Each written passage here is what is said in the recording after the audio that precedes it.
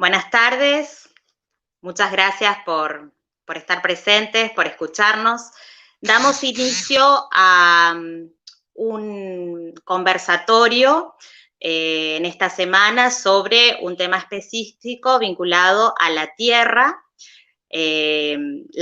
pública en la historia del Chaco. En principio queremos agradecer a Editorial Contexto que nos brinda esta plataforma para poder desarrollar el conversatorio, y también en esta oportunidad, esta semana, nos acompaña la Biblioteca Graciela Beatriz Casal del barrio Provincias Unidas, ya que, como recordarán, todas las semanas nos acompaña una biblioteca en estas charlas.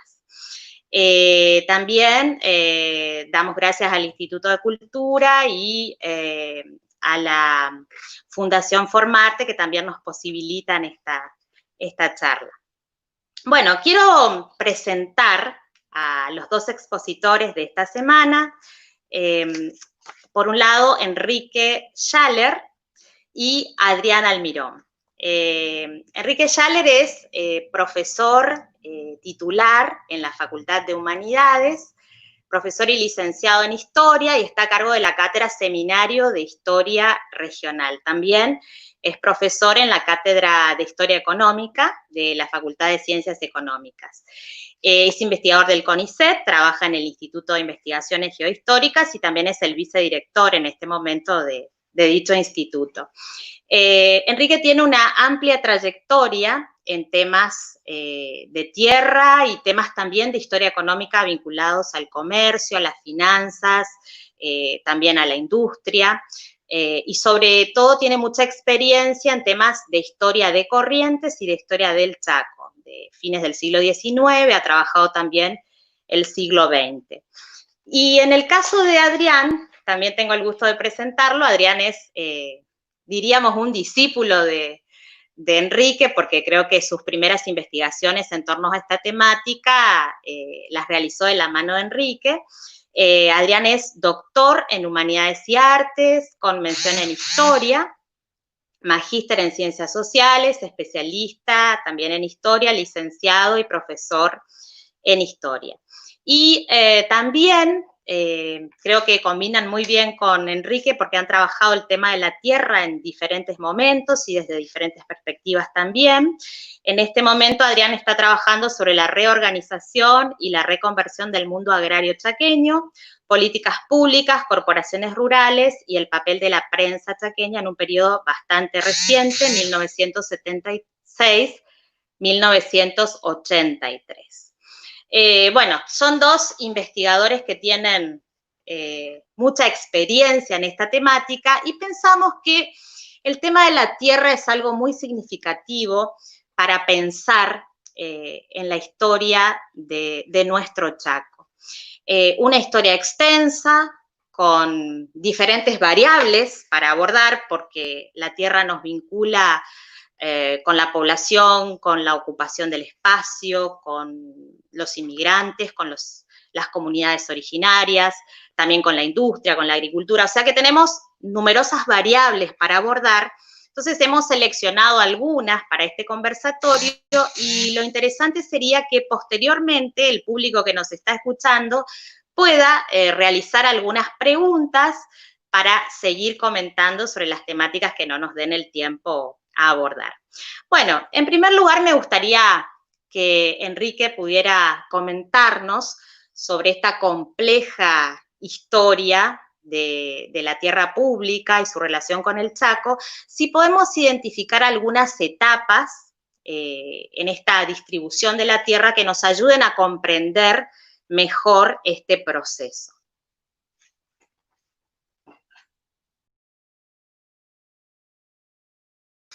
De tratar este tema que, como dijo María Laura, tiene una importancia fundamental en la historia del Chaco, porque la tierra, digamos que es uno de los recursos naturales que tuvo un papel fundamental en el poblamiento y en la economía del Chaco. Aún hoy, el uso de la tierra constituye un elemento o un factor decisivo en su desenvolvimiento productivo. Bueno, mi tema es, lo que vamos a hablar es de la tierra pública y cómo fue administrada esta tierra pública. Obviamente por tierra pública entendemos aquella tierra que pertenece al Estado. En el caso del Chaco, que recién se incorpora más o menos al Estado argentino hacia la década de 1870, la historia de la tierra pública específicamente tenemos que hablar a partir de ese momento y la historia de la administración de la tierra pública comienza en esa etapa y continúa inclusive hasta en la actualidad con distintas alternativas. En cuanto a la tierra pública y su administración, tenemos que recordar un aspecto institucional muy importante, que hasta 1951 la tierra fiscal o tierra pública fue administrada por el gobierno nacional, porque el Chaco era un territorio nacional. Y a partir de la provincialización, quien está a cargo del manejo de la tierra pública es el gobierno provincial y digamos, y sus oficinas encargadas de administrarla. En cuanto a la administración de la tierra pública, tanto del gobierno nacional como del gobierno provincial, tenemos que decir que el objetivo, por lo menos ideal, general, permanente, fue que esta tierra fuera poblada y explotada, en términos explotada de tal manera que contribuyera a la riqueza individual y a la riqueza social. Por lo menos esos fueron los objetivos permanentes de la política de tierra. Para lograr ese objetivo fundamental de que la tierra fuera tierra que pertenecía al gobierno fuera explotada, se creía que el mecanismo más adecuado era transferir ese dominio de la tierra al sector privado, o sea, a la propiedad particular. Si nosotros hablamos de la historia de la tierra pública en el Chaco, vemos básicamente es cómo ese bien que pertenecía al Estado, o sea, toda la tierra que pertenecía al Estado, cómo se fue transfiriendo al sector privado. Básicamente en eso consiste la política de tierras y la historia de la tierra pública en el Chaco.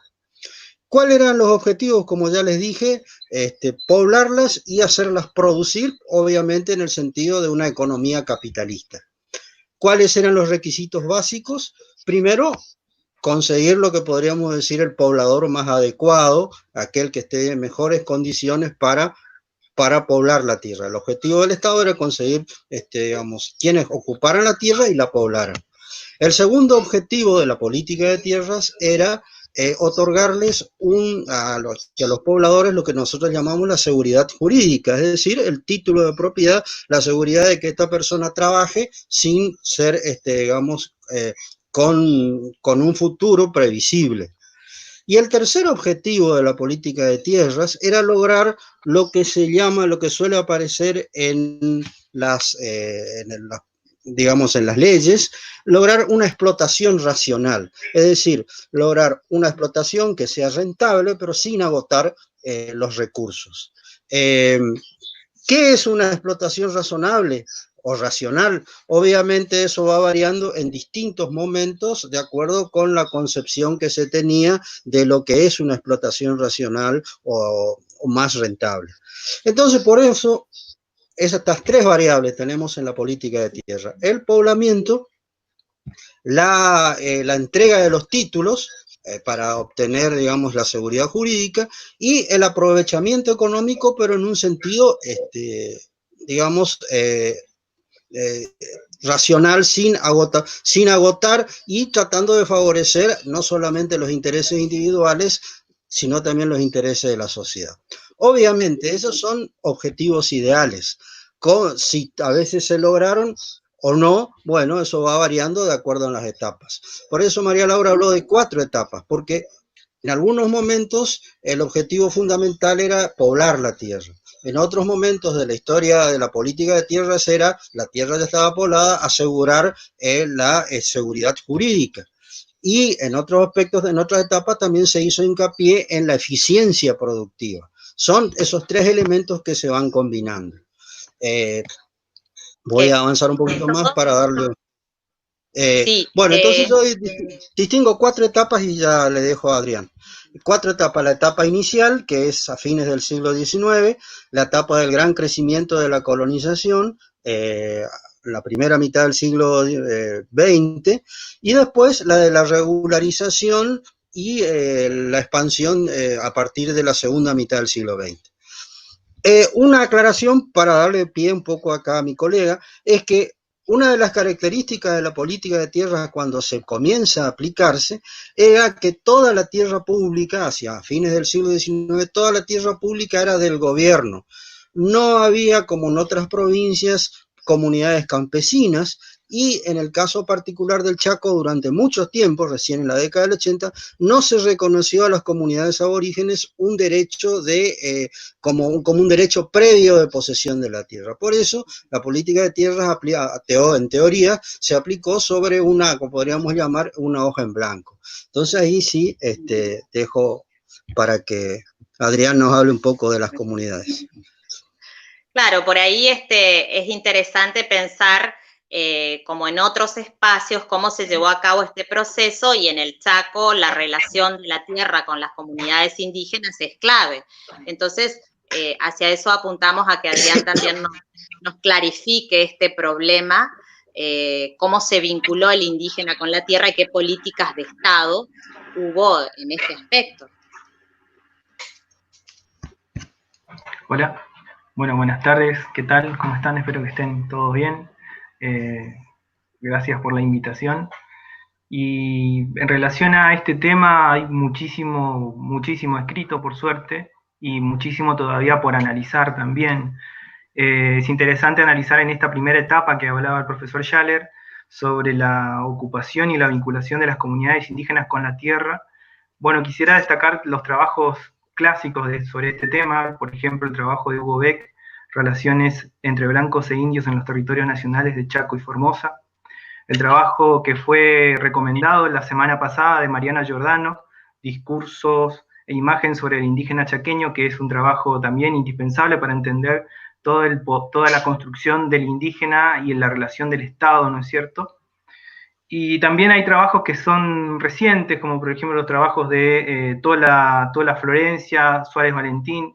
Tampoco podemos dejar de mencionar los trabajos de Juan Chico, de Orlando Sánchez y de Mercedes Silva, que son trabajos de recopilación y de investigación en el terreno que son fundamentales para entender la vinculación y cuál fue la relación que tuvo el Estado con las comunidades indígenas. Indudablemente durante esta primera etapa ha sido una relación violenta, ¿no es cierto?, en el proceso de asimilación y aculturación que tiene el Estado con las comunidades. Las elecciones, las opciones que tiene, ¿no es cierto?, el Estado hacia las comunidades indígenas va a ser, por un lado, que la creación de las reservas indígenas, áreas donde se podrían encontrar en lugares libres, digamos, un espacio que podría ser considerado como las áreas más libres y legales que otorga el Estado para las comunidades indígenas, y por el otro lado la reducción Napalpí, que sería el área el área estatal también, donde hay un proceso de aculturación a partir de la educación que lleva el Estado, principalmente con el objetivo de consolidar un colono indígena. En cuanto al proceso de la creación de las reservas, de las áreas, de las tierras en reserva indígena, tenemos durante esta primera etapa del territorio nacional, quisiera destacar dos áreas que son fundamentales, que se crearon durante las presidencias radicales. La primera fue en Pampa del Indio, a partir de la entrevista y la obtención de esa reserva que tiene Taigolli, con una entrevista que lleva adelante con Irigoyen, y esas reservas de 20.000 hectáreas que luego va a tener todo un proceso de disputa por la tierra, porque ahí lo que vamos a analizar en la consolidación de las reservas es cuál es la velocidad que tiene el Estado para lograr efectivamente la constitución de la seguridad legal de las comunidades indígenas. Y el otro lugar, la otra famosa dentro de nuestra provincia, será la reserva del Teuco, que también fue durante las presidencias radicales, pero en este caso fue creada a partir de Marcelo Torcuato de Alvear. Ambas reservas tienen un proceso de conflictividad de larga duración que hasta muy pocos años, la década del 90, principios de los 2000, tiene como un proceso de soluciones, y eso también nos hace pensar, digamos, el proceso de lento accionar que tiene el Estado a la hora de lograr efectivamente otorgar derechos a las comunidades indígenas, ya sea a partir de la ocupación provisoria, gratuita, y ni hablar, durante esta etapa todavía no existía el concepto de título comunal, título de propiedad en forma comunal. Es decir, digo, hay todo un conjunto de discusiones que se dan durante esta primera etapa que son sumamente interesantes de analizarlas. Bueno, en este desarrollo tan claro que ha hecho Adrián, la pregunta para Quique sería si estas etapas también están relacionadas con la cuestión política, bueno, el tema de cómo fueron administradas estas tierras y distribuidas durante el territorio nacional, y también en el proceso de provincialización, ¿no? Cómo se dio la diferencia en cuanto al trabajo y a la distribución de esta tierra en esos periodos. Bueno, sí, hubo obviamente diferencias. No hay que olvidar que cuando comenzó el poblamiento del Chaco, o sea, la ocupación de incorporación a nuestra sociedad nacional hacia 1870, 1900, todavía el control estatal sobre el Chaco era relativamente débil, no solamente desde el punto de vista de la seguridad, sino en cuanto de la administración propiamente dicha. No se olviden que hasta la década del 1860, el Chaco era el territorio indio del norte, es decir, una zona prácticamente desconocida. El objetivo inicial de la política de tierra al principio fue traer gente, o sea, convencer a las personas que había que empezar a poblar esa región prácticamente desconocida, y efectivamente se crearon algunas poblaciones importantes: Resistencia, Bedia, Las Palmas, Margarita Berén. Pero en esta etapa también, debido al débil control estatal, favoreció mucho lo que podríamos decir el favoritismo, la especulación, y hubo en la primera etapa, hay que ser sinceros, hubo un gran acaparamiento de tierras. Se formaron latifundios de 10, 20, 25 mil, 100 mil hectáreas a fines del siglo XIX. En la primera mitad del siglo XX, es decir, de 1900 a 1950, el problema es diferente. Ya el Chaco era conocido y comienza a poblarse aceleradamente gracias a la explotación forestal y sobre todo a la actividad ganadera. Entonces, la función del gobierno era asegurar que la gente que venía, que tenía interés en explotar la tierra con el cultivo del algodón, pudiera trabajar la tierra. Y efectivamente en la primera mitad del siglo XX se crearon numerosas colonias, que son áreas divididas en chacras de 50 a 100 hectáreas, donde podrían radicarse la gente. Y estas colonias se pueblan. Entonces ahí la administración significó preparar la tierra para que vengan a poblarla por un contingente de personas que quieren ocupar la tierra. Pero ahí surge un problema, que es el de la seguridad jurídica. Hay poblamiento, pero el control administrativo todavía no era suficiente como para solucionar el problema de la tenencia de la tierra. La gente que pobló esas tierras eran esencialmente intrusos. Eso es hasta 1950. Cuando la provincia se hace cargo de las tierras fiscales, tiene un sector agrícola, un sector agrario consolidado, pero donde está ese gran problema que es el de la tenencia de la tierra. Y entonces el gran problema de la administración de la tierra y de los organismos administrativos del Chaco era cómo darle la seguridad jurídica, otorgando tierras a los que ya ocupaban esa tierra, pero sin crear conflictos. Porque obviamente, como fue una ocupación espontánea y nadie tenía el título, la entrega de títulos de propiedad creaba conflictos con el mismo gobierno y entre los mismos colonos. Entonces, durante prácticamente una década y media, la provincia avanzó muy lentamente en esta cuestión y recién podríamos decir que se soluciona el problema de la seguridad jurídica a partir de la creación del Instituto de Colonización en 1972, cuando la cuestión de la regularización de la tenencia se convierte en una cuestión de Estado, entra, digamos, en la agenda de acción de gobierno como un hecho importante. En épocas más recientes, a una vez que ya se solucionó el problema de la regularización, está ahora el problema desde, podríamos decir, en los últimos años, a partir de la década del 80 en adelante, ya tenemos una estructura administrativa bien consolidada, ya se solucionó el problema de la tenencia, pero está el problema de la privatización de algunas áreas nuevas, como por ejemplo la zona del oeste del Impenetrable, que comenzó en el 1976 y ha continuado. Y ahí se plantean algunas cuestiones, por ejemplo, la cuestión ambiental, la cuestión de conservación del bosque nativo, los conflictos que se plantean a veces con campesinos o también con las comunidades aborígenes que están ahora en una cuestión muy reciente, todavía son permanentes, es actual, digamos. Bueno, eso básicamente, digamos, la administración de la tierra pública también muestra un poco la historia de cómo se fue organizando el Estado. El Estado fue creciendo en complejidad y también trató de resolver los problemas diferentes tal como se van planteando, digamos, en distintas etapas. Bueno, no sé si contesté esa pregunta o está confundido. Sí, perfecto.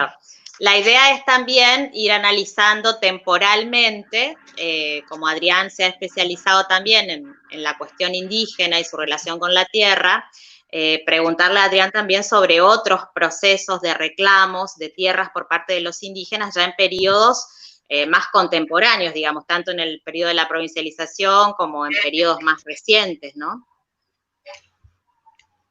Bueno, hay diversos, digamos, uno cuando analiza la documentación que genera lo que fue la Dirección de Colonización y luego el Instituto de Colonización, como decía el profesor Schaller, uno encuentra un conjunto de conflictos que vienen de larga data. Por ejemplo, tenemos estos conflictos que se dan dentro de las reservas, que faltaba inspecciones y luego mensuras, pero también tenemos conflictos en lugares donde se consideraban libres, que estaban poblados, que eran fiscales. Por ejemplo, un conflicto que se da, que tiene muchísima repercusión en los medios, y que particularmente tiene una historia personal para mí, porque el que primero que me lo había contado era mi abuelo, que cuando él era joven había escuchado un conflicto como ese que fue el Campo Winter. Cuando encontré esa documentación del Campo Winter, hubo una relación muy, muy rápida por lo primero que él me había contado en ese momento. Y en el Campo Winter, que está en el departamento General San Martín, ahí hubo un conflicto a partir de la movilidad del cauce del río, y generó, ¿no es cierto?, un gran conflicto en torno a quién tenía el derecho sobre la tierra, y allí, por ejemplo, las comunidades indígenas reclamaron de forma constante, a partir de la participación de los caciques frente a la Dirección de Colonización, y perduró 30 años ese conflicto, y luego finalmente tuvo una resolución en contra de las comunidades y fueron expulsados de esos terrenos. Y de esa manera encontramos, ¿no es cierto?, en determinados momentos históricos, mayor persecución hacia las comunidades indígenas que ocupaban tierras sin tener el permiso, la concesión legal, como decía el profesor, ese proceso de titulación. Pero desde la década del 80, a partir de la sanción y la generación de la movilización de las comunidades indígenas y la creación de la ley del aborigen chaqueño en 1987, hay toda una reivindicación, hay un nuevo giro del reclamo de las comunidades hacia el Estado, y también una apertura desde el Estado, ¿no es cierto?, hacia hacia el reclamo de las comunidades. Indudablemente desde el 80 en adelante también hay como momentos de diferencias que podemos encontrar. Desde el 87 hasta el 94 es un momento de otorgamiento legal, pero no efectivo. Y desde el 94 fue un momento clave con la firma de la reforma constitucional y el otorgamiento finalmente de un pueblo preexistente. Ahí es donde logran un dinamismo de mayor aceleración, y desde el 95 en adelante la comunidad indígena, junto con los campesinos en el Chaco, tienen mayor visibilidad y más fuerza para reclamar por la tierra que no existía. O sea, la tierra libre en la década del 90 era escasa. Entonces la disputa en el espacio público era clave, ¿no? Bueno, tenemos ya algunas preguntas, pero como para darle entrada a esas preguntas, si Enrique quiere cerrar con la política de tierras hasta la actualidad, que yo sé que él ha estado trabajando en eso, una mención breve sobre el estado actual, o bueno, una síntesis de esta última etapa más cercana a nuestros tiempos. Bueno, ya algo lo adelantó ya Adrián, cuáles son las características de la etapa más reciente, así que no mucho simplemente voy a decir que desde la creación de la provincia, desde el punto de vista de la adjudicación de la tierra, el principal problema que atendió, digamos, la acción de gobierno hasta el 80, por lo menos 1980, es la regularización.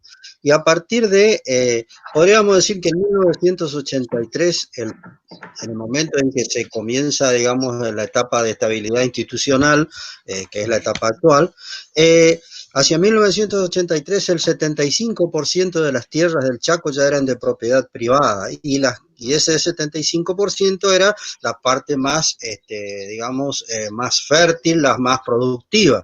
Es decir, en cierto sentido, el proceso más importante de ocupación y poblamiento ya estaba completado.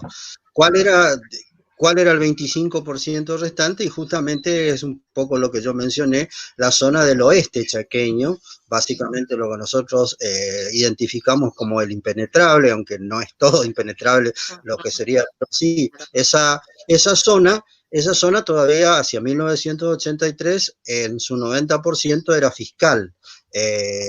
¿Por qué? Porque obviamente por las cuestiones de la sequedad del ambiente no era una zona muy atractiva.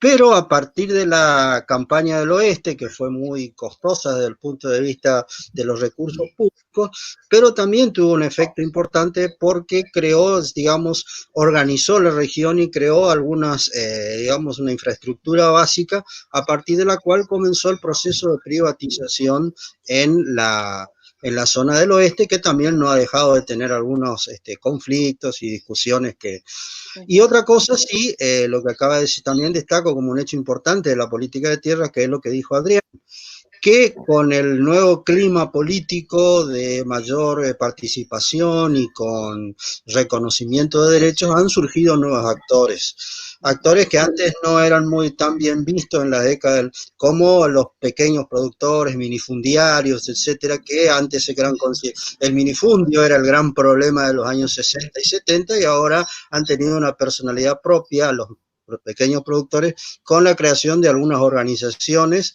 organizaciones de campesinos, de pequeños productores, que han hecho valer su voz. Y otro también importante en este nuevo clima de reconocimiento de derechos, justamente el reconocimiento de las comunidades aborígenes como sujeto de derecho, como reconocimiento de una especie de deuda que teníamos con respecto a la tenencia de la tierra. O sea, se le entrega a la tierra, pero en un concepto, es importante decirlo, de reparación histórica, lo cual implica la existencia de un derecho previo que antes no estaba muy reconocido. Eso sería lo más reciente, digamos, en términos muy generales. Claro, el tema es muy extenso. pero bueno, tomamos algunas variables como para ir profundizando. Y bueno, comento algunas de las preguntas que están ingresando. Una pregunta para reflexionar, digamos, bueno, muchas gracias por la propuesta. Dice Julieta Mariana Rojas, dice, me gustaría saber cómo con tantos derechos que se fueron ganando es posible que el Instituto de Colonización siga teniendo ese nombre, dice la pregunta, ¿no? Es una... Creo Bueno, que no sé. cambió, Sí, me ¿querés que parece, la- ¿o no? Sí. Adriana, contestalo vos que estamos en temas sobre eso. Digamos, es raro porque nominalmente dice Instituto de Colonización, pero dice Instituto de Tierras. Entonces ya se puede decir que cambió. Exactamente, sí. O sea, cambió la denominación. Ya está. Bueno, Pero sí, yo sí puedo decir una cosa, no es nada raro, es como podríamos decir una especie de, ¿cómo se dice? Tradición, pero no es tradición, inercia administrativa, quedó el nombre. Y entonces que es una institución que ya tiene un cierto prestigio, que ya, y bueno, entonces se lo mantiene al nombre. Probablemente ya no sea la colonización de los años 50 o de los años 40, 30 o 60, pero queda como una identidad reconocible, digamos. sí, por ahí es difícil Es lograr buena esas la pregunta. modificaciones. Es buena la pregunta porque quiere decir que efectivamente da el nombre, hace referencia a la función. Y bueno, los problemas son muy diferentes a los de otras épocas, ¿no? Bueno, acá hacen otras preguntas que Perdón, ustedes más o menos desarrollaron, pero las menciono. ¿Qué impacto tuvo el proceso de provincialización en relación a la tenencia de las tierras? Para el profesor Schaller dice, y para Adrián, si se puede profundizar la relación entre el colono, campesino y el indígena en relación a la propiedad de la tierra, que bueno, que estuvieron hablando un poco de todo eso, ¿no? Pero si quieren responder puntualmente. bueno, ¿puedo empezar yo? Sí. Empiezo yo. Bueno,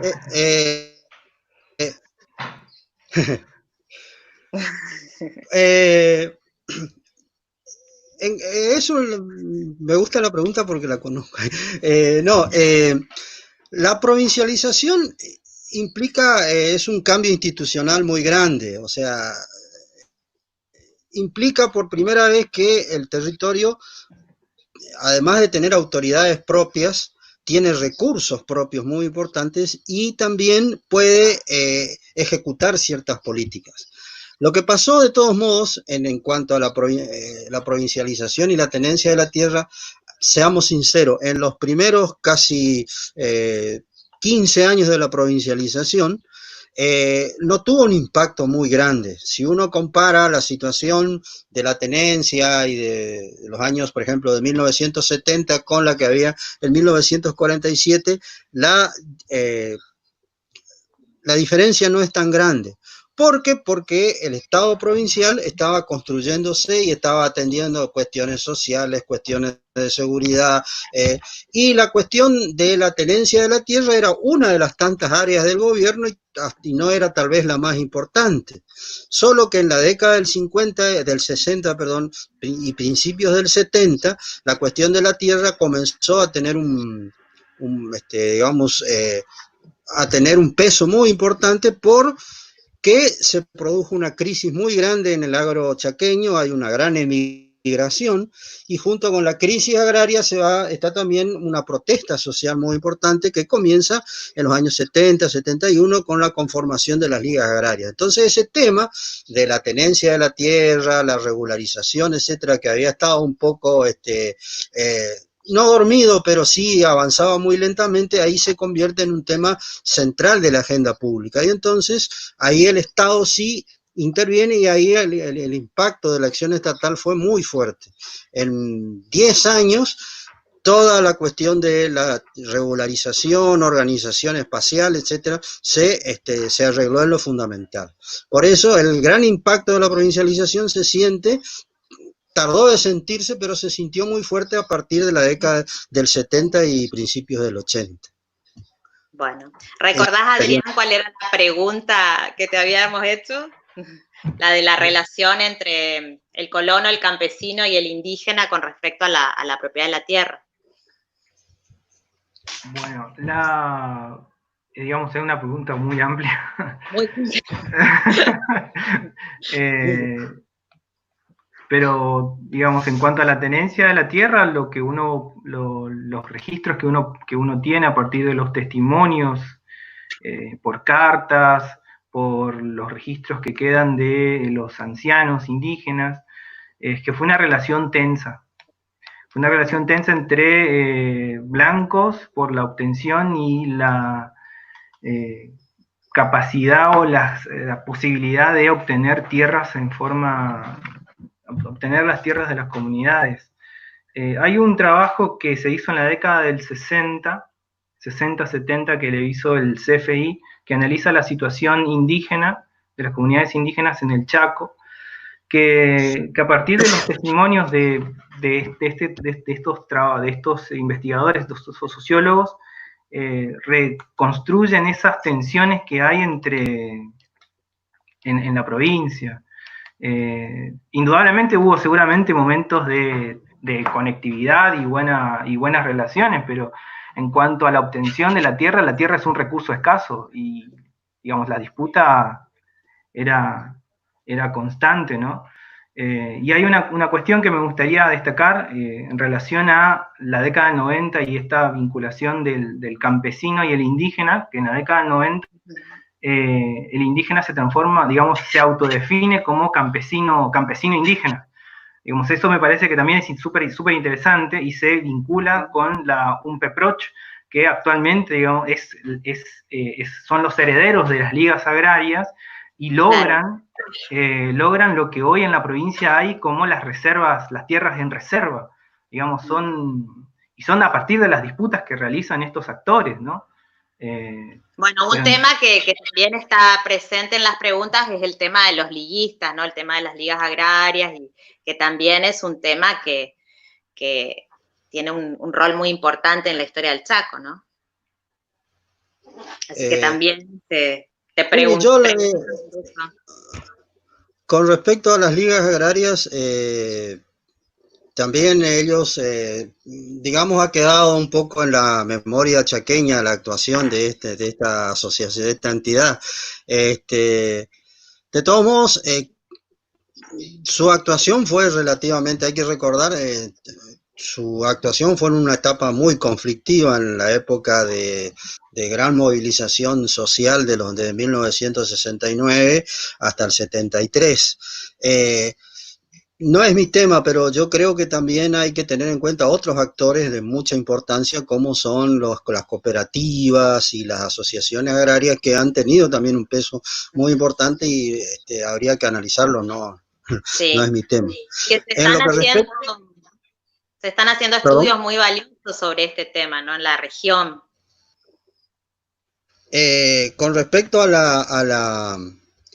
las ligas agrarias, también hay que decir que sus reclamos eran esencialmente de índole económico, sobre el proceso de comercialización, etcétera. En cuanto a la tierra pública específicamente, o a la tierra en general, sus demandas eran relativamente secundarias en relación a otros reclamos, aunque ellos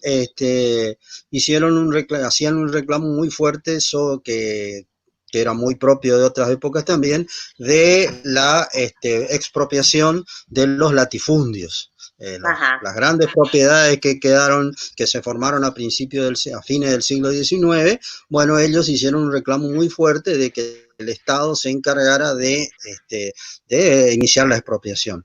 Hubo algunos casos, pero no ligados a la Liga Agraria, sí de expropiación, pero como el campo Comega y otros conflictos que hubo entre campesinos y terratenientes, pero no fueron, digamos, un elemento central en la historia de la política de tierra. Y para cerrar lo de las ligas agrarias, que tenían ese reclamo, lo del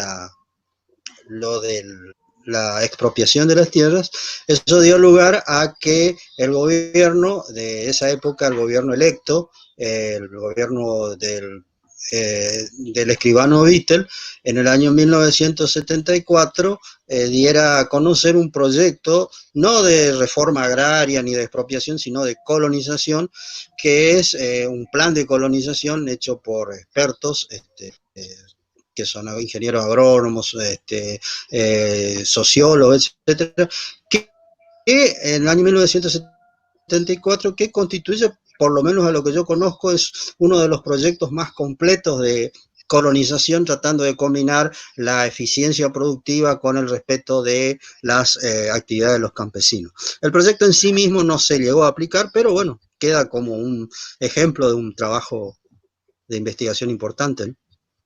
Sí, sí, sí. Bueno, después hay temáticas que suelen surgir cuando hacemos este tipo de charlas por ahí a un público amplio. Nosotros en el ámbito académico, científico, manejamos ciertos conceptos en los que por allí ya no nos detenemos tanto, ¿no? Pero es importante por ahí explicarle al público que nos escucha sobre algunas cuestiones. Por ejemplo, alguien pregunta por qué se habla de etapa de ocupación de tierras en el Chaco cuando ya existían las comunidades originarias, ¿no? Entonces, esta cuestión de la presencia del indígena, que es algo que, por supuesto, nosotros hemos considerado en esta charla y Adrián se ha detenido bastante, pero por allí preguntan por qué se sigue usando ese concepto de ocupación de la tierra refiriéndose al mundo del hombre blanco, del europeo que viene o del criollo, a esas referencias. Si quieren comentar un poquito eso. Comento mi opinión. Es un poco la tradición, la investigación. Yo estudio la colonización, entonces estoy hablando, cuando hablamos de ocupación, estoy hablando de la colonización. Pero hay un sentido. Cuando hablamos de ocupación y de política, hablar de política de tierras, al hablar de política de tierras estamos hablando del Estado, o sea, estamos hablando del Estado argentino, en el cual es el que toma las decisiones. Y cuando hablamos de ocupación y poblamiento, damos por sentado de que estamos hablando de un modelo de ocupación y poblamiento dentro de una economía esencialmente capitalista, o sea, basado en la propiedad privada de la tierra y en la explotación, con fines de subsistencia, pero también de trabajar en un mercado. Si hablamos de la política de tierra, solamente podemos hablar hasta la década del 80, solamente podemos hablar de ese tipo de política, es decir, de ocupación, poblamiento, explotación. Dentro de los términos de la política solamente se concibe la explotación o por la familia agricultora o por una empresa agricultora, pero todo con el objetivo de desarrollar una actividad económica dentro del marco de la economía capitalista. Como ya les mencioné, las comunidades aborígenes en una primera etapa directamente no contaban como sujetos de la política de tierra. En todo caso, podían dársele una reserva, pero como un modelo digamos, de adjudicación del Estado Nacional, pero ello no significaba de ninguna manera que se les reconociera a ellos un derecho previo sobre la tierra. Para el Estado, la tierra era libre, o sea, por más injusto o no que pueda parecer, es cierto. Y eso lo estudió bien Adrián. Si el aborigen, o sea, si las comunidades aborígenes querían tener acceso a la tierra, no lo tenían que hacer como comunidades aborígenes, sino como colonos. Es decir, tenían que adoptar las pautas de aprovechamiento y explotación del suelo que les imponía el gobierno. No porque hubiera una maldad simplemente esa era la concepción verdadera de lo que se concebía como crecimiento económico y que favorecía a la sociedad. Lo que se esperaba era que el aborigen se convirtiera en un colono y trabajara como los colonos. Y allí no tenía ningún inconveniente en recibirla, a tener acceso a la tierra, al menos en teoría, ¿no? Bueno, no sé, Adrián, si querés agregar algo más sobre eso. No, sí, en relación a esta idea de la ocupación, indudablemente estamos manejando un concepto y estamos pensando en el Estado, entonces en la formación de este Estado nacional a finales del siglo XIX, entonces la operación conceptual que estamos haciendo está siendo pensado desde ese lugar. Pero indudablemente este lugar, el Gran Chaco, no es un espacio vacío, no está baldío, sino que indudablemente está profundo. Por eso también mencionaba los trabajos de Juan Chico, los trabajos de Mercedes, digamos, son trabajos que recopilan, ¿no es cierto?, el desarrollo de las comunidades previo a la ocupación, y si hacemos una historización de las comunidades en el Gran Chaco, tenemos que mencionar, bueno, el Tratado de Paiquín, que fue clave e indispensable para entender una relación entre las comunidades con ese Estado que se iba a conformar. Entre 1810 hasta finales del siglo XIX hay una cierta relación de apaciguamiento, de pacificación, aunque la provincia de Corrientes va a tener la potestad y la relación más, las reducciones que se van a ir creando, que eso es un tema de María Laura. Pero digo, acá cuando hablamos de ocupación puntualmente estamos hablando del siglo XIX en adelante, pero es una buena observación, indudablemente. Sí, no, me parece que el intercambio es muy enriquecedor, porque eso también ayuda a entender las percepciones de la sociedad sobre estas temáticas y cómo se pueden ir ensamblando con una lectura que no sea anacrónica, ¿no? De poder entender en el contexto, que es lo que hacemos nosotros cuando hacemos historia. Bueno, también hay preguntas, hay muchas preguntas, no sé si vamos a poder responder a todos, pero menciono algunas. ¿Cómo empieza la privatización en pleno gobierno militar? Dice en 1972. Y después preguntan también sobre la Constitución Provincial del 57, cuando habla de función social de la tierra. O sea, son temas diversos que, como para ir saltando de uno a otro, pero bueno, lo comento porque a lo mejor después también, si no se puede responder todo, se pueden contactar con estos interesados para poder respondérselos individualmente. Y también nos preguntan sobre, el doctor Almirón mencionó el concepto de tierra de propiedad comunal, que bueno, les gustaría también que se profundice sobre eso. Bueno, todas son preguntas que van surgiendo, entonces ustedes seleccionen algo como para poder responder y lo que deseen, ¿no? Lo que sea. Contesto la de 1972, esa que dice. Bueno. Sí, nosotros siempre hay que tener en cuenta los procesos históricos y así como hablamos de un gobierno militar, etcétera, que no implique eso encasillarnos, digamos, en cuanto a las políticas públicas. En el caso de 1972 estamos hablando de la última etapa de la llamada Revolución Argentina. Ya había terminado digamos, el gobierno de Juan Carlos Onganía, el gobierno autoritario de Juan Carlos Onganía ya, y estaba en una etapa de salida electoral en 1972, Agustín Lanusse.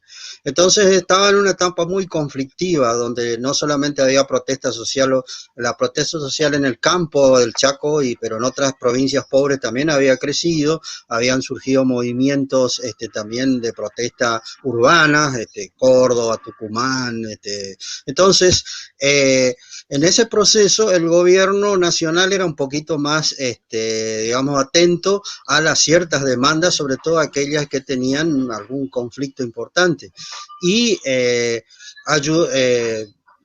también es un hecho importante que hay que tener en cuenta que en la década del 70 gran parte de ese movimiento social de protesta se concentraba en el interior de la nación, de la Argentina. No tenía tanto en el centro de Buenos Aires, sino en las provincias del interior. Entonces, la creación el atender a esa cuestión formaba parte de toda una política del gobierno nacional para solucionar algunas cuestiones más urgentes en el interior. Por ejemplo, en el año 73 se dicta una nueva ley de coparticipación federal que le da muchos recursos a las provincias y es del gobierno militar. Después fue aceptado por el gobierno electo, pero y también en 1972 se da esta cuestión del conflicto rural que había que atenderlo. Y otra cuestión, en esa época con más coyuntural, es que había surgido un crédito muy importante de un organismo internacional que había que otorgar a que eran beneficiarios los productores del Chaco, pero para eso tenían que tener solucionado su cuestión de posesión legal, entonces el gobierno también se apuró en iniciar esta cosa. Y con respecto a la cuestión social, la idea de la tierra como un uso social, es decir, eso quedó definido ya en la década del 50, cuando se estableció que la propiedad privada no era absoluta, o sea, ya existía el concepto antes, pero se consolida en los 50, la propiedad de la tierra no era absoluta, sino que tenía que utilizarse, la propiedad tenía sus límites, ¿y cuáles eran los límites? Aquellos que perjudicaban el beneficio social. Si una explotación era irracional, afectaba a la sociedad, el gobierno tenía derecho a intervenir. Ese era un concepto arraigado que ya aparece en la primera ley de tierra del Chaco y en otras leyes. Bien. Bueno, para cerrar, no sé si Adrián querés responder a la pregunta de la tierra de propiedad comunal, y con eso vamos cerrando un poco la charla. Sí, un poco el concepto de la tierra comunitaria o tierra comunal es una discusión que se da en la actualidad, sobre todo pensando en la reserva en la colonia Teuco, digamos, a quién se le iba a entregar finalmente y cómo se iba a entregar. Se dio toda una discusión en torno a propiedad individual, que digamos es la manera en que hay toda una tradición, ¿no es cierto? Y se discute, ¿no es cierto? Y bueno, fue finalmente la asociación, una asociación indígena que recibe la tierra a partir, y esto fue finalmente en la década del 90, recibe la tierra y la obtiene en forma comunal, es decir, son familias que obtienen, la asociación recibe la tierra y no existe la propiedad privada. Indudablemente estas tierras comunales son indivisibles y no se pueden vender, entonces eso también es algo sumamente interesante de pensar a la hora del otro modelo tradicional, que es la propiedad individual, ¿no es cierto? La propiedad privada, ¿no? Claro. Bueno, hemos respondido a numerosas preguntas. Les agradezco muchísimo este tiempo que se han hecho, porque sé que están con sus clases y sus actividades. Adrián está dando clases en este momento en la carrera de comunicación social. Enrique también da clases en el seminario y en ciencias económicas, así que están con seguramente sus clases virtuales y actividades, así que les agradecemos mucho este tiempo, y creo que lo más enriquecedor es poder intercambiar con las preguntas que se hace el público, ¿no? Y poder responder. Así que bueno, muchas gracias, y agradecemos a todos también los que nos escucharon en este nuevo conversatorio. Bueno, hasta la próxima. Muchas gracias por la invitación, hasta luego.